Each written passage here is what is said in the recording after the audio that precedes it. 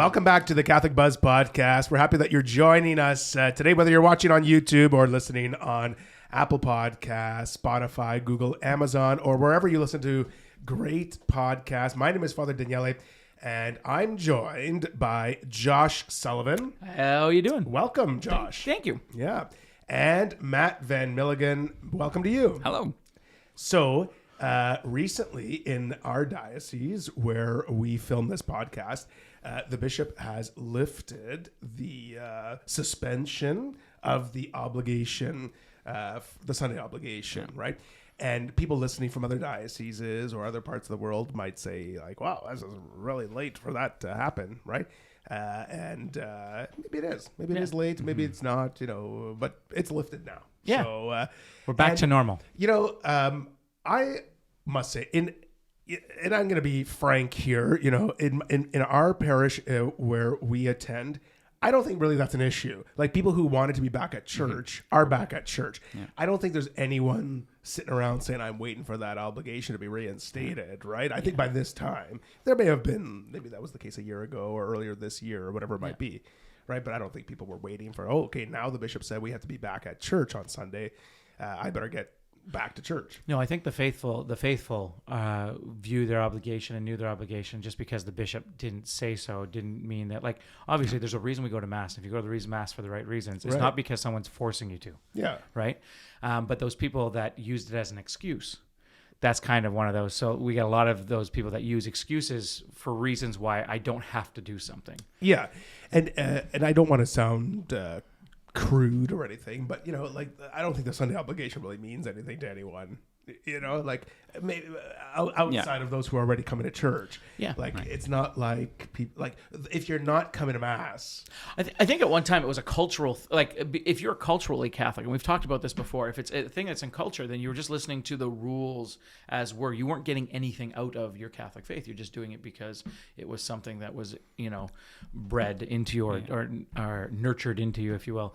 But for what we're coming away from is these cultural Catholics. Those cultural Catholics don't come to mass anymore. Yeah. And so because of that, we're now at a point where those who come to mass to be fed. They come for a reason. They come, They don't just come just because. And those people have come back to mass already. Right? Does that make sense? Agreed. For the most part. I think the ones who are coming to mass are really striving to live holy lives. They have a relationship with Christ, and they want to be at mass on Sunday. Yeah. Right? Yeah. And I don't think today, especially in this post-COVID world, that telling people, oh, the obligation's back on, you're going to see an influx this coming weekend. You're not going to see like 300 more people at mass. Yeah. Exactly. People are going to be like, oh, well, that didn't really mean anything to me before COVID. Yeah. Well, and there is something to be said for the rules, that it's like, rules have value when our better motivations or our better sensibilities, fail. But I think it is important that, the diocese formally reinstated it. Agreed. Even if it the material difference, because it does communicate something, like having suspended the obligation in the first place, that communicates at a diocesan level that there is some demonstrable risk. So people who, for them, that was an obstacle, that it's like, okay, if this is the policy, across the whole diocese, then there is the diocese themselves is communicating that there is still some measurable risk to, and there's always risk to leaving your house. It's the premise of you could get hit by an airplane. You never know. So for the diocese to communicate now that it's like, well, there's no more risk, than there ever was, leaving your door. It says something, and it in a lot of ways kind of takes away any people's potential excuses in that direction. Yeah, and correct me if I'm wrong, Matt, but the obligation was always that you had to be, if you're a Catholic, you have to be at Sunday Mass. It's the Lord's Day. It's the day of the resurrection. It's the day where we celebrate the Eucharist as a community. Unless there was serious reason. Yeah.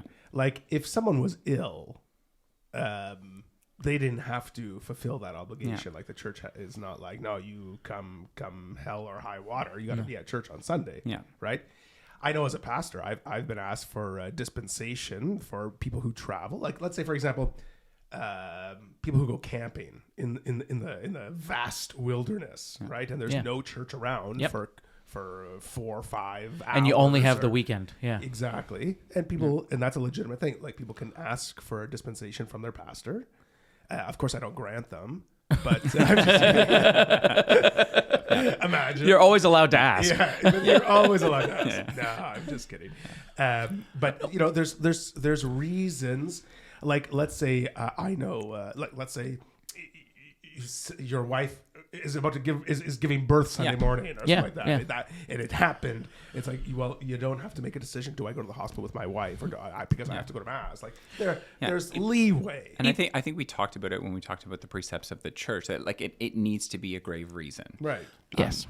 It can't be like, I partied last night. Yeah. And I don't feel, you know what I mean? Like I feel sick because of something I did. Yeah. So I guess what I was trying to say was that now that it's reinstated, that Sunday obligation in our diocese anyway, so, or wherever people are listening to in your diocese is probably reinstated.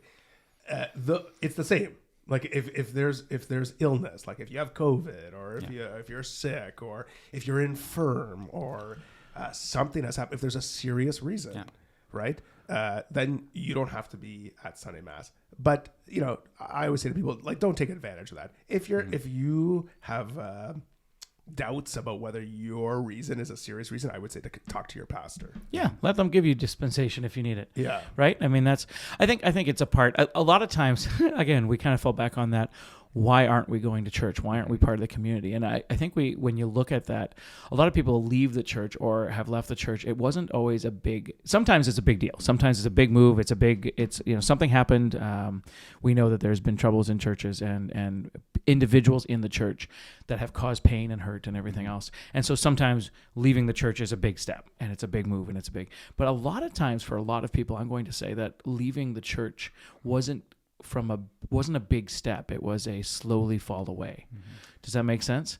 And so quiet quitting. Quiet quitting. Yeah. And so you slowly, like you missed the one Sunday, and then you missed the next Sunday. And like even for now, one of the biggest things that I think we talked about probably at a previous episode, missing as soon as they when they first took away the obligation on Sunday, going to Mass on Sunday.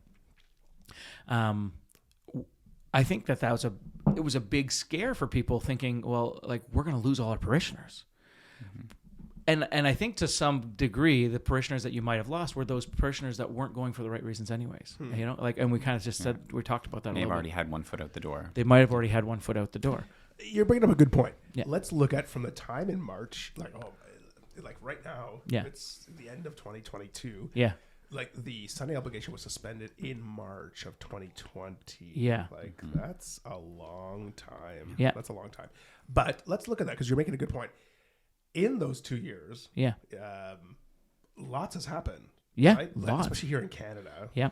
And so, yes, people who, because of COVID, weren't coming to church, maybe when the churches reopened in June of 2020, were slow to sort of come back because there was this still fear of COVID and getting sick and all those things, right? But also at the end of May of 2020 is when we first came. No, we were still in lockup. That's when we started this. We were still filming masses and stuff at 2020. Yeah, I'm talking about like the Discovery and Kamloops. All that stuff that came out. Yes. Sorry, those things. So that would have been 2020. So then there was this new anger towards the church. Yes. Right. Mixed with this fear of health scare. Let's point out too, though. I just want to point out, and we don't ever have to revisit this, but with all the news and media that came around, still not to this day has a bone been discovered. Right. I just want to that's just a weird to me. Again, not bringing any dislike or anything else, but they have been excavating and digging and looking. What they found with the the ground radar penetration that they were doing was that it was disturbed soil, and so they found what was holes dug. Again, not saying they were looking in a spot because, looking at the whole situation as a whole. We're 2 years later, and they still haven't found a single body. And the graveyards that they discovered, that they do believe was there, were for the whole townspeople. They've discovered now. It's not just for specifically the residential schools. It was like townspeople were buried there and everything else. Yeah, I think that's the problem with media. Lots of media, right? Yeah. Like right as soon as we break a story, we don't have all the facts, Yeah. right? I think the situation, you're right, as time has gone on, we're not seeing what people had thought originally was there, right? But it still has shed light on, Yes, 100%. on an issue for the Indigenous peoples that's been a burden for them and a scandal. I think for bringing everyone. it to light and bring it, and we had to have, like, we had those episodes. We had 2 episodes, I think, now Yeah. on this topic, and so I don't think it was a bad thing. But I'm just pointing out that even 2 years later, the evil spin that was in the media about the Catholic Church and everything else, if that's your only source of researching and looking into this, because even if you look at what the Native people have said about it, what the Indigenous people have said about it, and all the different groups, what they've talked truth to the situation, which is awesome. The media hasn't, and so you can't just believe what the media is telling you is going on in that situation. And this situation has been something that's prevented people from coming back to church. Like I hear it all the really time. is, People are angry at the church. People are, and maybe to people who aren't coming back to church because they're angry at the church for this situation, I would say, that the church is trying to right a wrong, right? The church is trying. Pope Francis came to Canada. Right now, the Canadian bishops are working with Indigenous peoples across Canada. Like we're trying, and so just to afford a little bit of, charity, I guess, to the situation. Not going to erase what happened, Of course not. right? No. But let's not let that be. Let's not let that be the hindrance in our relationship with Jesus Christ, right? Jesus heals. Jesus brings light into dark places, right? And if we don't cooperate with that, if we don't let him do that, we're gonna remove ourselves from that grace. Yeah, and if that isn't the center of the reason that we're in church in the first place, that I think like you can point to a number of examples. You can even look at a number of the reports that have come out in the last few years, like about clerical sex abuse and things like that. That it's like you can and you don't want to downplay the seriousness of any of these crimes, of these situations, but for people who say, this is the thing.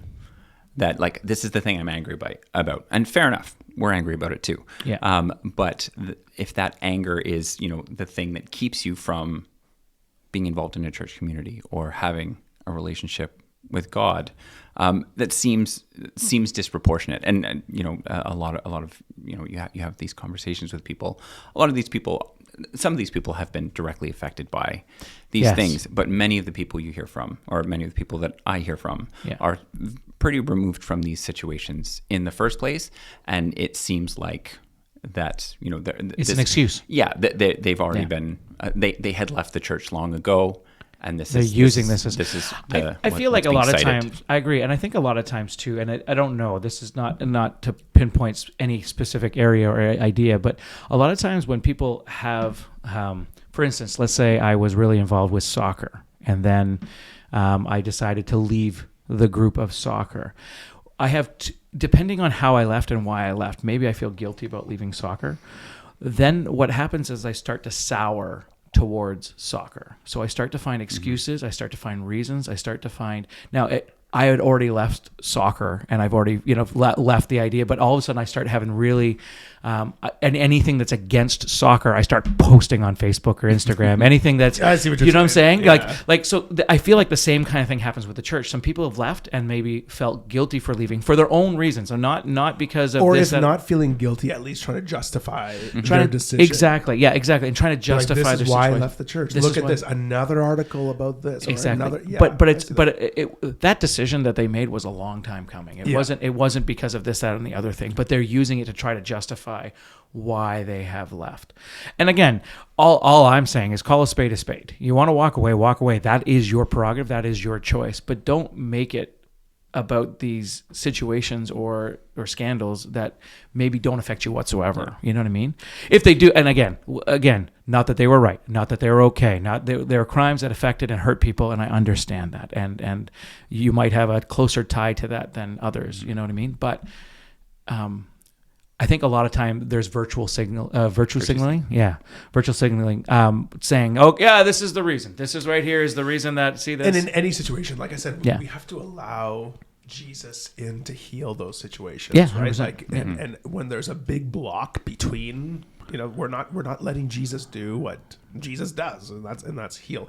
I want to talk because those are like really big things that are happening. Yeah. Why I hear a lot why people aren't coming to church. Oh, it's I don't trust the church, or whatever it might be for this or that. I want to move it to our local, like your local parish. Yeah. Okay. And before I get into, because there's sometimes conflict within a parish, right?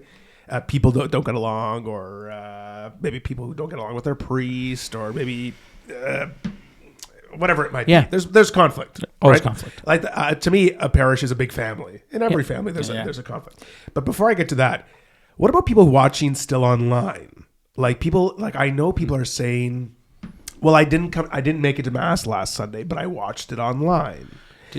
So, did you make it to the grocery store? Yeah, like remember, even with the suspension of the obligation to mass, now that it's lifted in our local diocese, like the online mass is like when I was a teenager, I used to work for the Mass for Shut-ins out of the Diocese of Sault Ste. Marie and CTV, and it was called the Mass for Shut-ins for a reason. Yeah, it was for people who were infirm, were sick, couldn't make it to mass because of an illness or a serious reason, and here it was on TV for them to watch.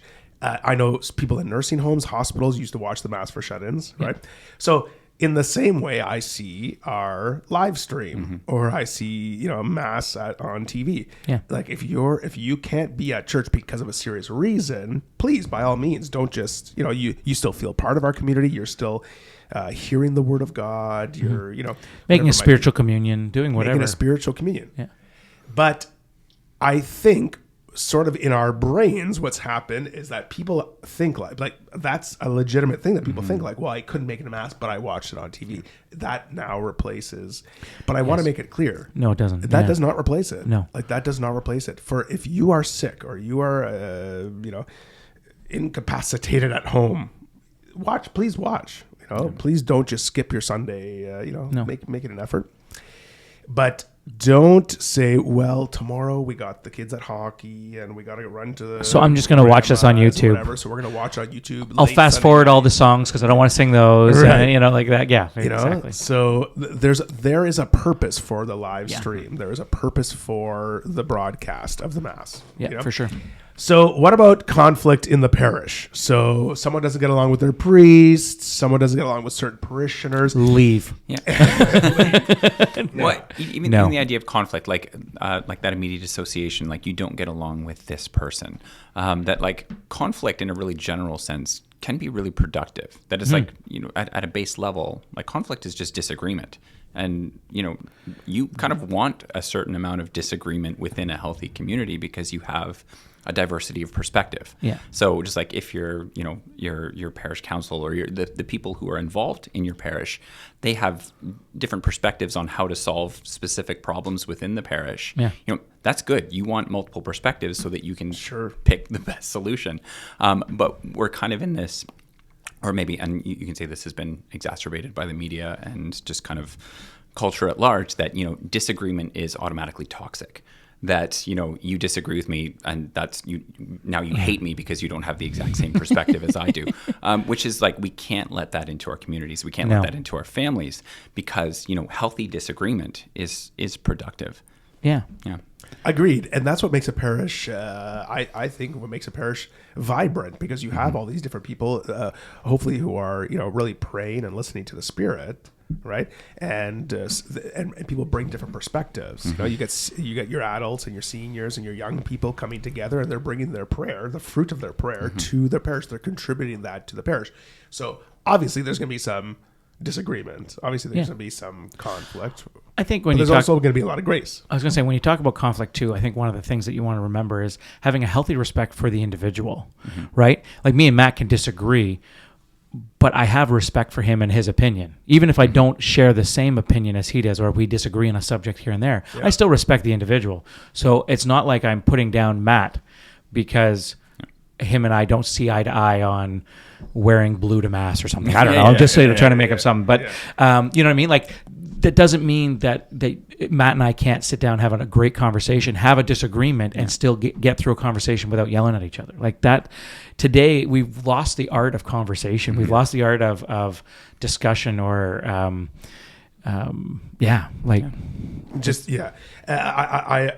agree with you, and I think that's what makes a parish healthy.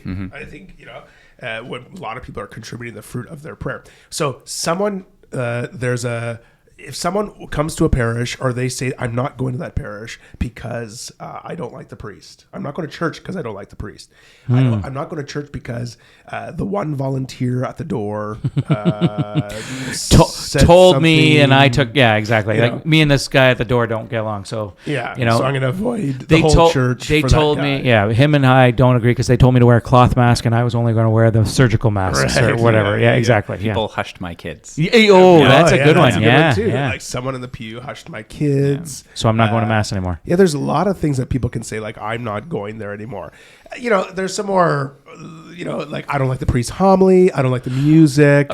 I don't like... There's some that contribute to worship. Yeah. And to, like, if you're going to mass to better your soul, you're going to mass to be fed spiritually, then those reasons that you can't get fed spiritually. So let's just say you're going to mass and the homily, the music, things are kind of turning you off because you can't...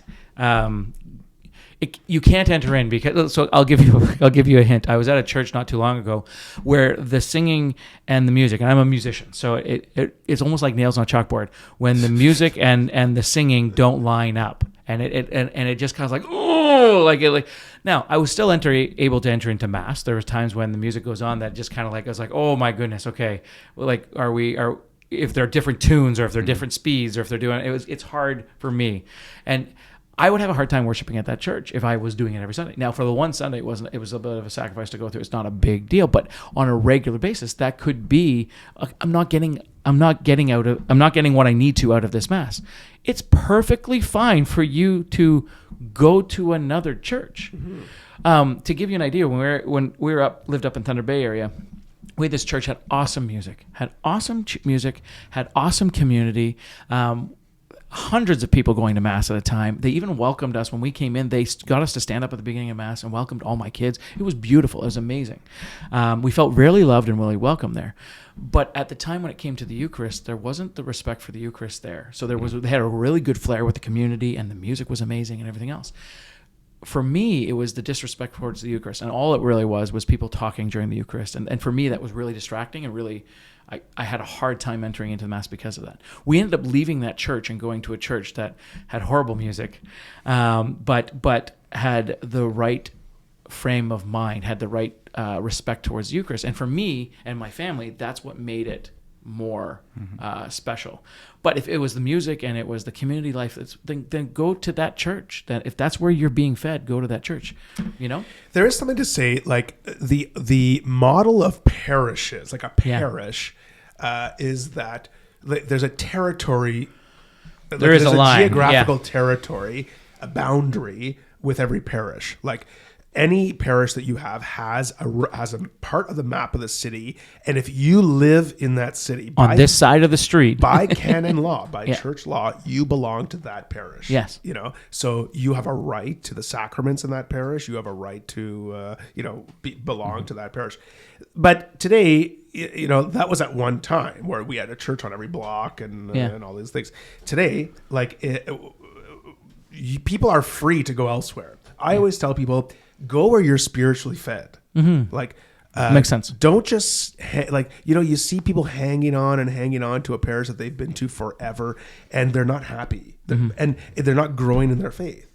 That's to me is sad. It's sad because you don't want your spiritual faith to be stagnant. No, your faith always has to grow. Like if we had the same, I look at a lot of my friends from university or high school or whatever it might be. They have the same faith as on the day of their confirmation in grade 8. Yeah. Because they've never done anything to improve it or to deepen it, right?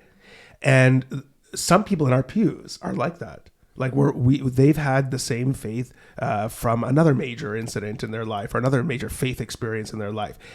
Every Sunday is an opportunity for us to deepen our encounter with, deepen our relationship with Jesus through this encounter.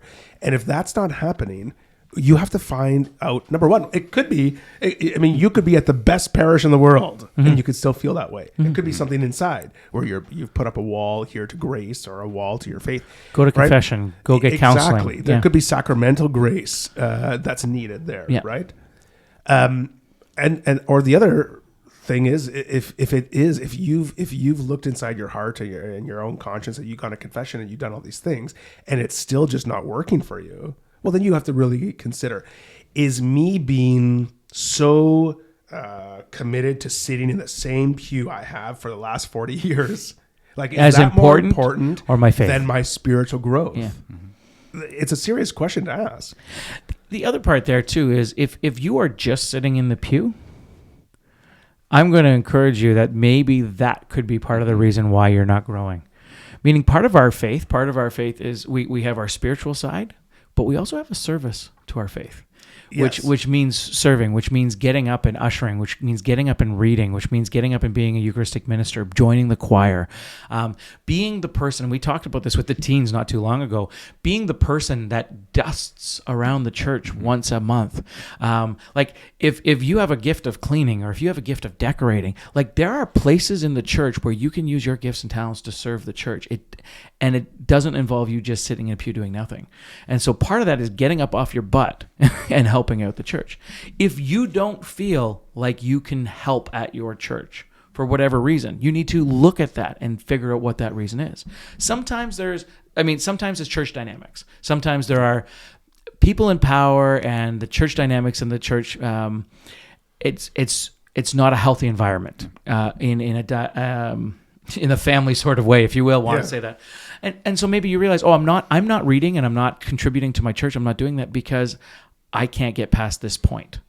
Well, then maybe it is time for you to get up and move. Maybe it's time for you to get up and move into a different pew, to a different church, to a different seat, to a different area with a different priest or with a different community, because you want to go where you're loved, where you're feeling growth and you're feeling spiritually fed. Those are the things. Yeah. And there's, like, you gave the example of like soccer earlier. It's like, it's easy to criticize something that you have a distance from or you're not directly involved with. It's like, it's easy to just, sit and yell at the television because it's not doing what you want it to do. But like if you're an observer in a parish community and you're not actively involved, like again, your criticism is only worth so much. And what you said about like, find a place where you're spiritually fed.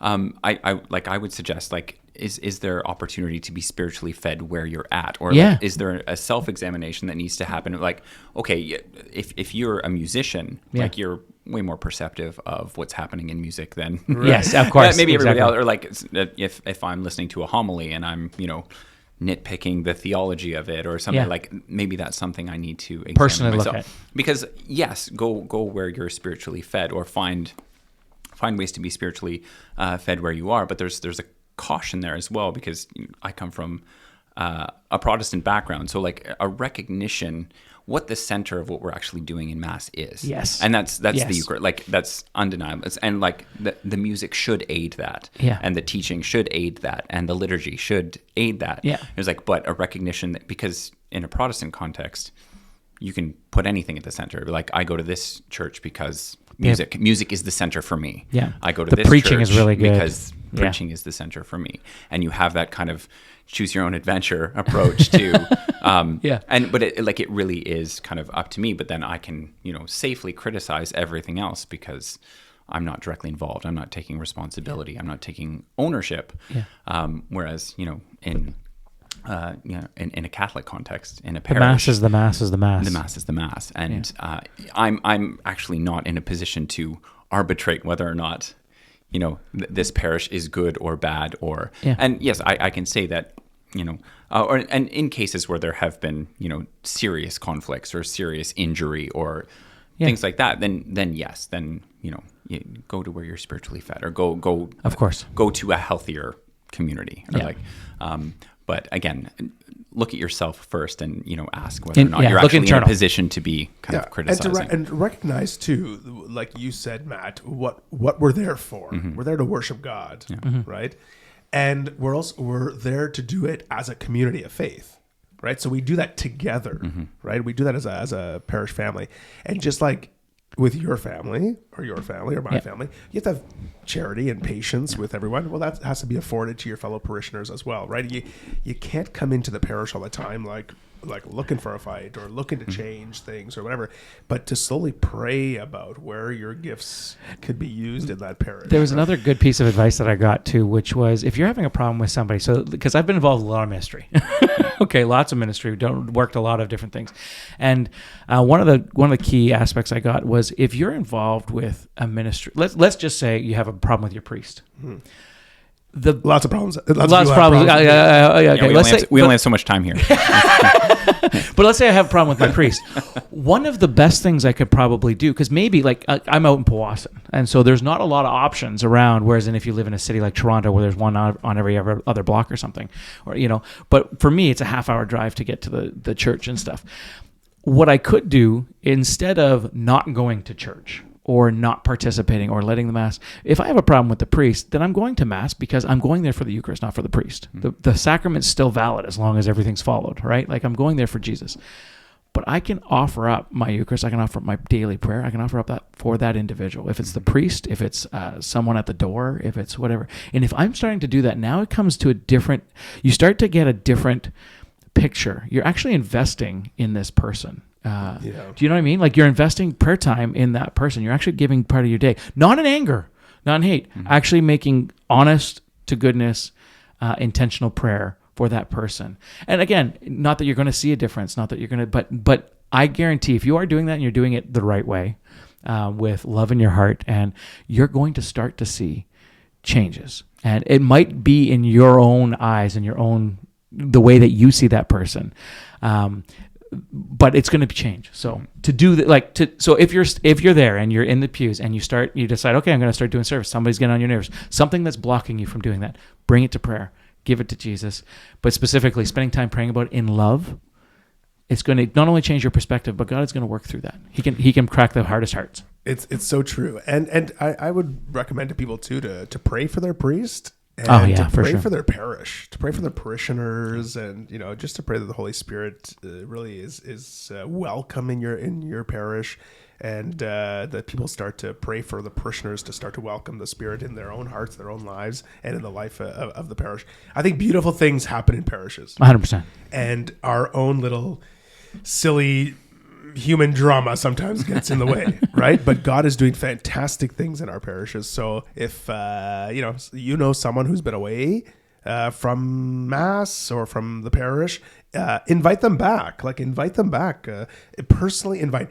It's amazing. A couple, what was it, earlier this year, I think it was, when I told parishioners, okay, next weekend you need to invite someone back to Mass with you. It's amazing how many people take up that challenge. Yeah. It's amazing. And it's amazing how many people respond to that challenge when someone personally invites them to Mass. That's right. And if you've been away from church for a while, let's just go back and see what happens, and to welcome home. Welcome home. Yeah, exactly. All right. Well, thanks for the conversation. If anyone has questions, comments on anything during this episode, you can email us at askus@thecatholicbuzz.com. Visit our website at thecatholicbuzz.com, or you can leave a comment on our Facebook, Instagram, or TikTok pages. And you know what? Speaking of inviting people to church, you can invite someone to listen to an episode of our podcast as well. You can share our episodes of The Catholic Buzz. For Josh Sullivan and Matt Van Milligan, my name is Father Daniele, and we'll see you next time on The Catholic Buzz.